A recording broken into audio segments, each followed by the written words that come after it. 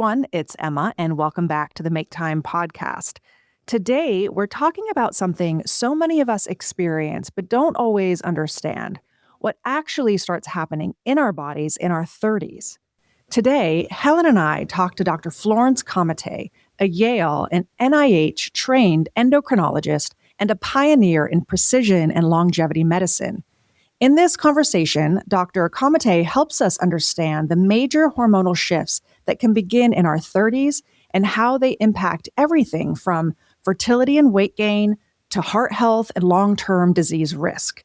We talk about why these changes often go unrecognized, why they matter more than we think, and how becoming informed earlier can help prevent more serious health issues later in life, even decades down the road. This is such an important conversation about making time to understand our hormones, our health, and our future. So let's make time for Dr. Florence Comite. Hey everyone, it's Helen. I'm really excited today. We have Dr. Comite with us.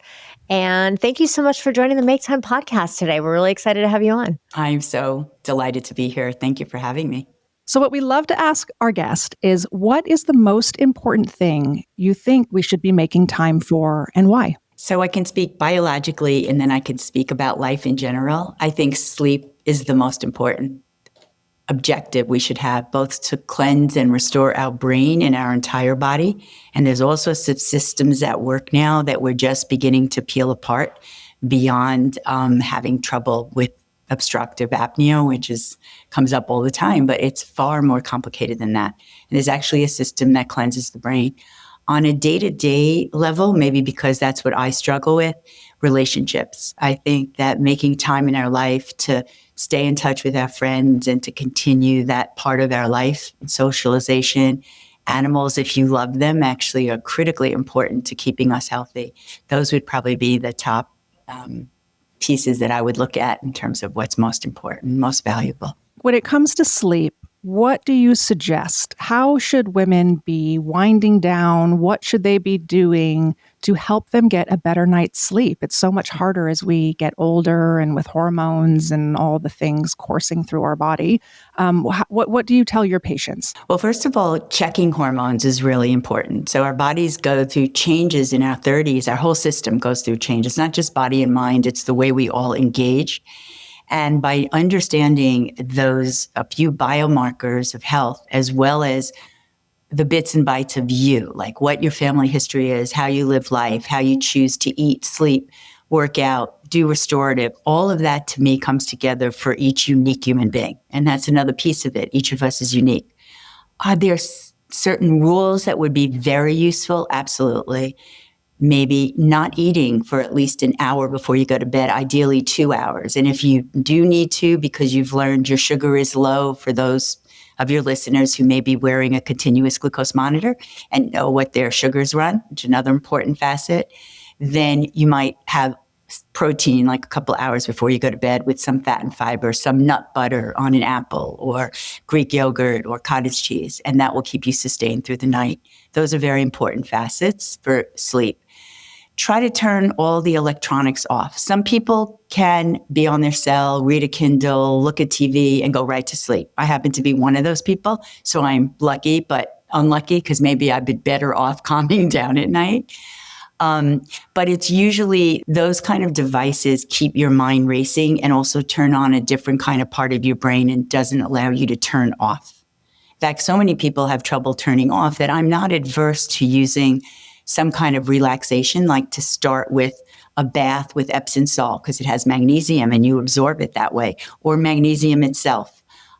Sometimes warm milk, is great. Anything that produces serotonin. With Thanksgiving coming up, we all know a nap after that dinner is almost inevitable. And so those can help women a lot. Meditation is a great way. There are certain meditative approaches you could use that will help you. Most of all, you can't almost understand without measuring.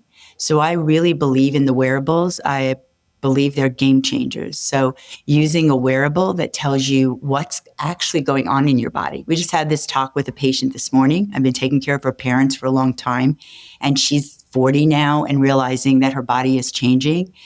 And she was mentioning how she used to wear an aura and she knew that she always got deep sleep. So she didn't need a lot of sleep, she thought, but she got deep sleep. Most people can't get adequate deep sleep. And even if you do get great deep sleep, and this is what these devices can help you, whether it's 8 Sleep or Aura or Whoop or Garmin or the Apple Watch, you can learn what you need, because you can have people who sleep long hours but don't have quality sleep. And then you can have people who sleep 6 hours and they have good quality sleep. So knowing more about yourself at a deeper level makes a difference, because then you can make meaningful change. So I'd love to just double click on this a little. I went through menopause really early. I was like 42 and I'm 55 now. And the one thing that really, like, I wasn't a good sleeper to begin with. But when postmenopausal, I get these hot flashes when I sleep and I think someone's murdering me, right? Like, I mean, they're really so dramatic, and I'm a horrible sleeper to begin with. So sleep has really been hard for me. And still, I mean, I'm 55. I'm still having these hot flashes that just kind of pull me out of my sleep so traumatically. So what's a girl to do, Dr. Comite? What do you think? What are you doing?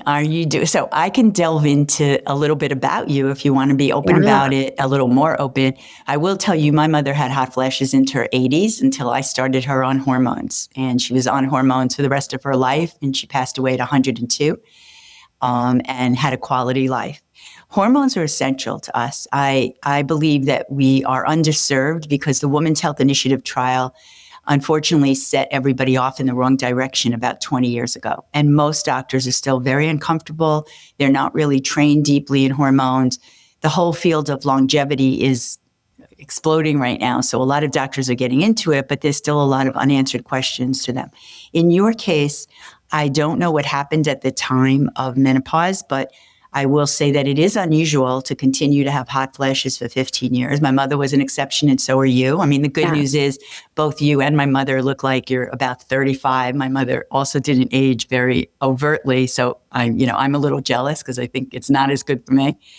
And so there's what I would do is start with looking at certain key biomarkers, look at your makeup in terms of your carbohydrate metabolism.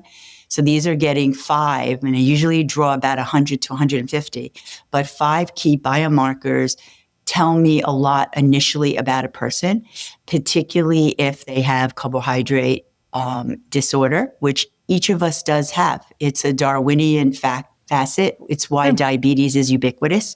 And to me, it's why when we age, we get chronic diseases, whether it's Alzheimer's, heart attack, stroke, cancer, osteoporosis.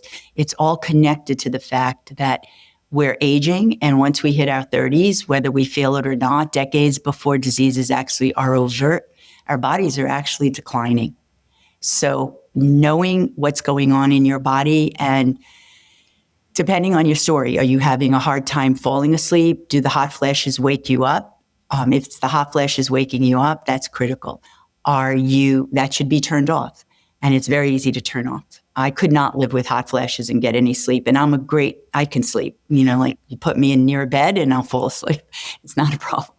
But hormones make a difference, a huge difference, because it's not just the estrogen or testosterone or progesterone in your body and all the ancillary hormones. It's what they trigger in your brain, neuroendocrine transmitters. And sometimes I start with women in perimenopause, menopause with trazodone. Have you heard of that at all as a treatment? Yeah. I mean, I think it's interesting because, when I went through this, they put me on, estrogen patch, gained 10 pounds. I was like, this is not for me. And I stopped it. And so I've just been kind of dealing with it. But I think that for women lots happened in the last, 10 years in this field. So I think there's still a lot of confusion about when we're in midlife or getting to that. Where do you start? Because everyone's like biomarker, this, like, what does it even mean? If you could break it down for us, like, we're getting to this age, what should we do and ask for? Well, yeah. When we go into our doctor, what should we be asking them when it comes to our blood draw? Like, we need to tell them something. Maybe what might that be?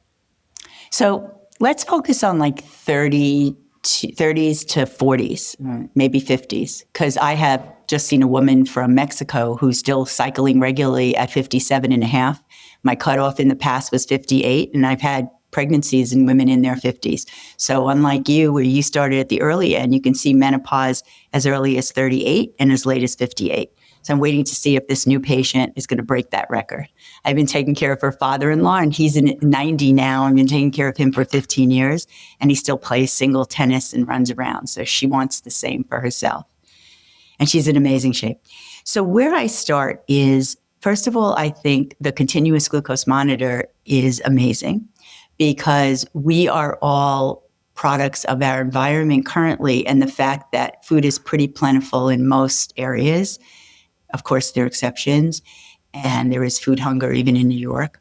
And each of us in the past needed the genes that allowed us to put on fat during lean times. We could live off of it. So if your ancestors survived being cavemen, cavewomen, or the Holocaust or the Irish famine, we all have those genes. I've yet to meet somebody who has normal sugar patterns. No one has it. You just may look differently on the outside, but you don't have that. So using a continuous glucose monitor, even for a few days, or each one of them usually lasts about 2 weeks, can tell you how you react to foods. Because just sitting and looking at the two of you, you're going to have different reactions to food. And for some people, even my twin and I have somewhat different. I have an identical twin.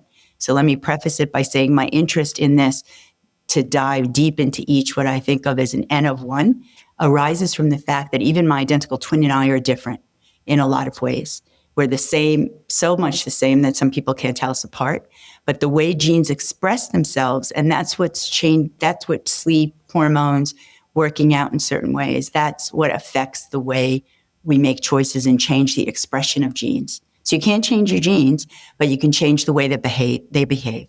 Does that make sense? Yeah, no, 100%. So by getting these 5 biomarkers, and frankly, I like a lot more, but I think in terms of virtual medicine, which I've been wanting to practice and I've been testing, starting with 5 key biomarkers is baby steps really can make a difference. They're looking at the carb metabolism, fasting sugar, fasting insulin, hemoglobin A1C, a product of cholesterol, where we look at something called the cholesterol risk ratio, which is total cholesterol, over the good one, which is HDL, which is a predictor of longevity as well.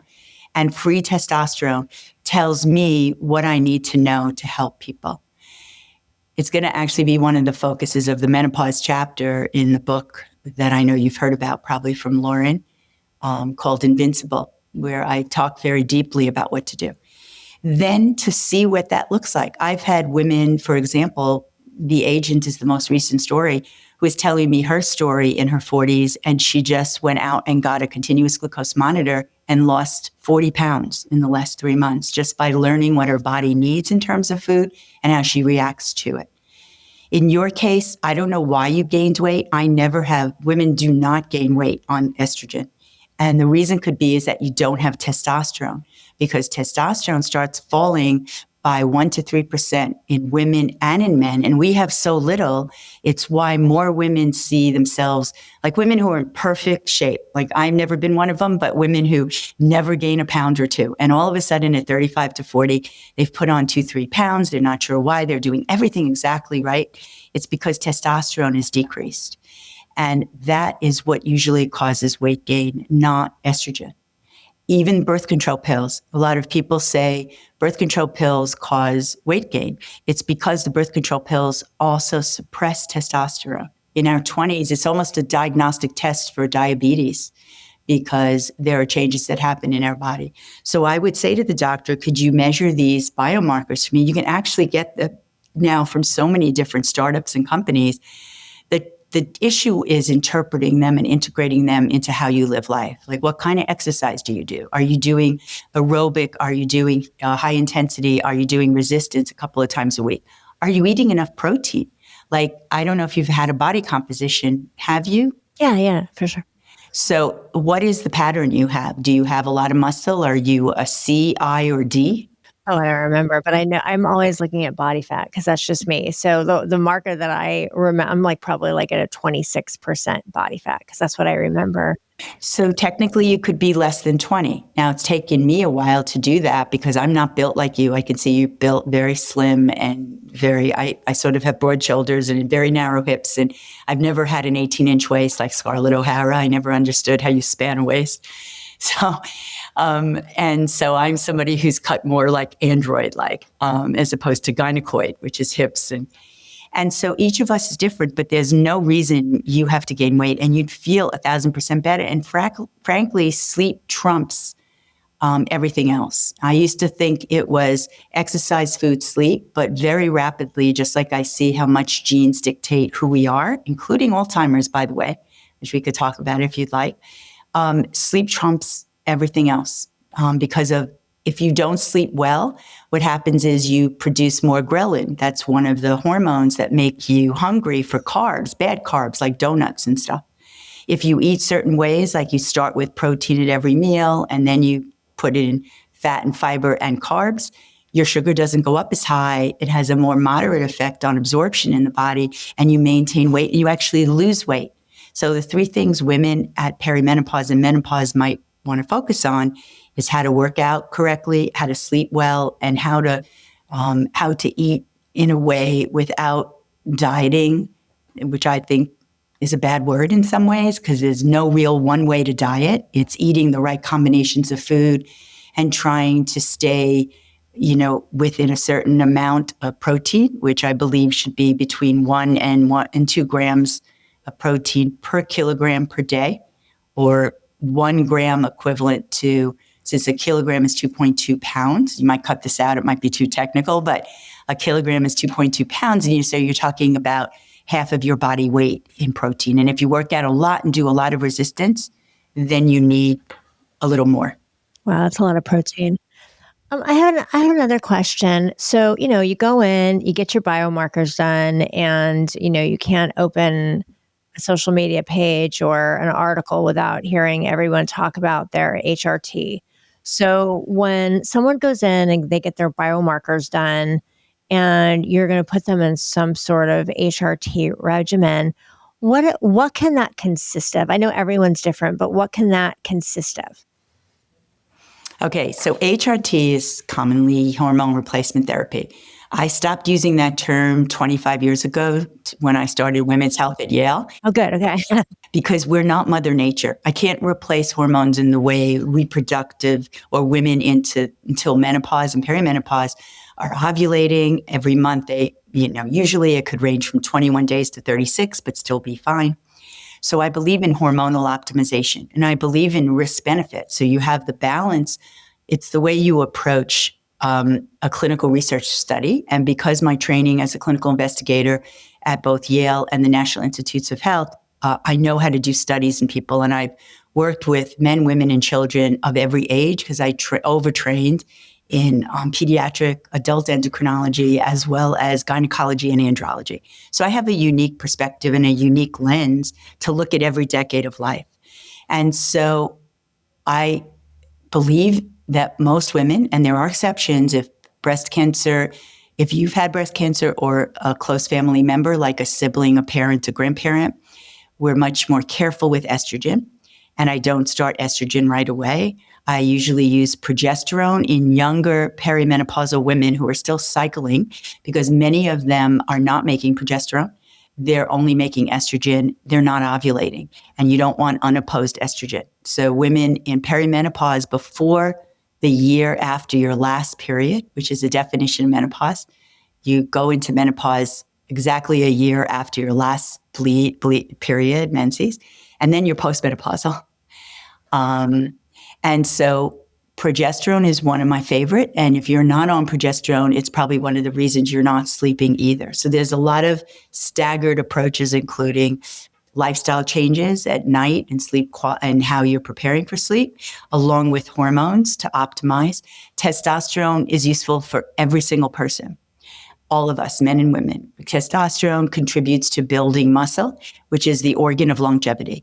When we start declining in our 30s, that's when disorders of aging start happening. It's not aging itself that's a disease. I think aging is a gift, but I think if you don't protect yourself and try to keep your health at the point you were when you were 25 to 30, you're going to get chronic disease because we're all wired to that. At what age should you start testing your hormones? Depending on whether you're on hormones already or not, like birth control pills, for example, in your 20s, it's absolutely great to get a sort of physiological optimal, because in our 20s, our body works the best way it can. 27 is when we kind of peak. That's when athletes peak. That's when having children is supposed to be the best. Of course, we break all those rules. And today's world, we have ways to biohack if you want to think about it. But 30s and is a great time to do it too, because our bodies change. That's why when I first created this field, I did a journal club and I presented to all the men in the departments, because I was practically the only woman at Yale in the departments, but that why do we fall apart in our 30s? Why has infertility become an issue? Why do men start getting heart attacks? Why do women put on weight? Why do bones start thinning by our 40s in most women? It's because we're changing our hormonal milieu and our metabolism changes as a result. So the 30s are a perfect time to do this because our body's beginning to decline. But having said that, I've also started treating, over the years, women 60s, 70s, 80s, 90s, and improving them and making sure they're optimized is absolutely doable. I've never had a person become diabetic, have a heart attack, have a stroke, get Alzheimer's. And that doesn't mean that won't happen. And I've referred people who have all those conditions to reverse them. But it's an unusual approach because you want to know what's going on at the cellular level and change it. Beginning in your 30s and 40s is ideal. I'm coming to you. I know. I love this. I think I'm going to be your virtual patient. Can I get on that waiting list? I have all the things. I mean, it's been a journey, and at the end of all of it, I try to just work out and eat right and do the best I can. But I love this. I think it's such an important topic because, only recently are we talking about menopause, and women's health is has been on the back burner for so long. I mean, as you were saying, you're presenting to all men at Yale, and I think it's so important to be educated that we want to tell our listeners that it's never too late, but also we don't want to make it. Sometimes it seems so complicated, and when things get like too much for me to try and figure out, I'm like, oh, just forget it. I can't. This is true. When I had the reason that I found out that I was postmenopausal is because I actually broke my pelvis twice back to back. I was diagnosed with severe osteoporosis. I was still on birth control, so I didn't have a period. So I had no idea that I wasn't having periods because I never had one to begin with because I was a marathon runner. And then they were like, oh yeah, like you're postmenopausal. And I was like, what? And you have severe osteoporosis. And I had a lot of stuff handed to me. But what I got at that time was reduce your toxic burden, start eating real food, and, work out a little different. And so that's what I did. But now today it's like I'm still suffering a little bit. So I'm going to dig into this. So I really thank you for just breaking down some simple things women can look at because it's really complicated. It is complicated. Another piece that we probably want to include is family history. So family history years ago to me was a poor man's genetic test. I'm really into genes and genetics and look at sometimes over 1,700 genes because I can predict your future health trajectory, basically for every person. I know the path you're on once I get that data and I look at trends. And osteoporosis might run in your family.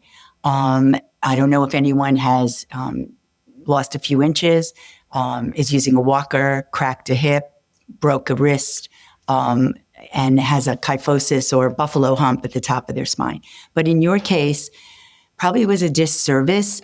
Birth control pills are great, but there's a higher incidence of osteoporosis because you're using fewer hormones and you're not building bone. Now, just because you have thin bones doesn't necessarily mean that your bones break, because sometimes the tensile strength of bones supersede that. So, like thin wires that you can't break, bones can be like that. I still remember a couple of people in their 80s who fell down a flight of stairs and never broke anything. And they had terrible bones by density, but their tensile strength of bones was really strong. And usually osteoporosis runs in the family. You're a little bit of an exception because you're fair skinned, but you have dark eyes and dark hair. Asians and people who look more like me are more at risk. And I too am at risk.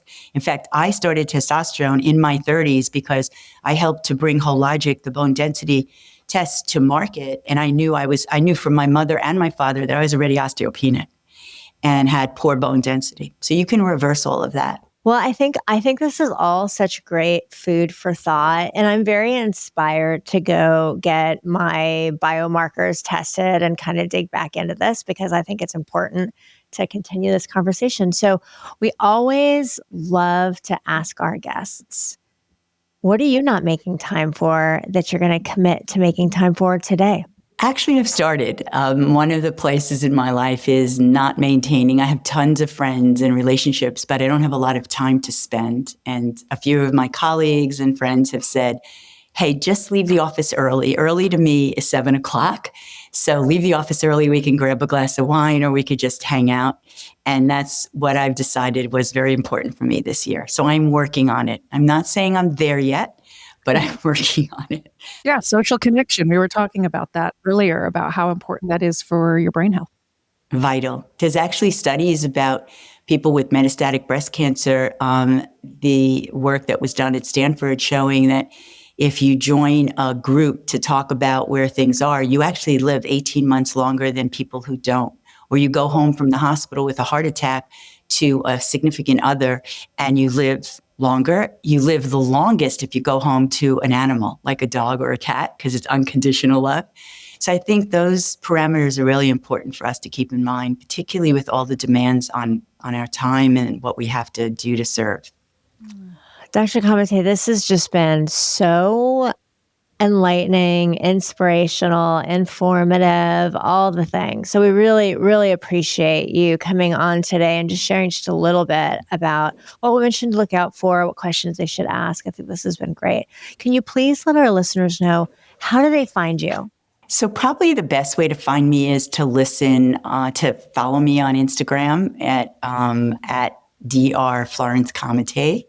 And also I'm on LinkedIn and Facebook. I also do a podcast. I've had a little break from it because of the book, but it's called Healthy Longevity with Florence Comite.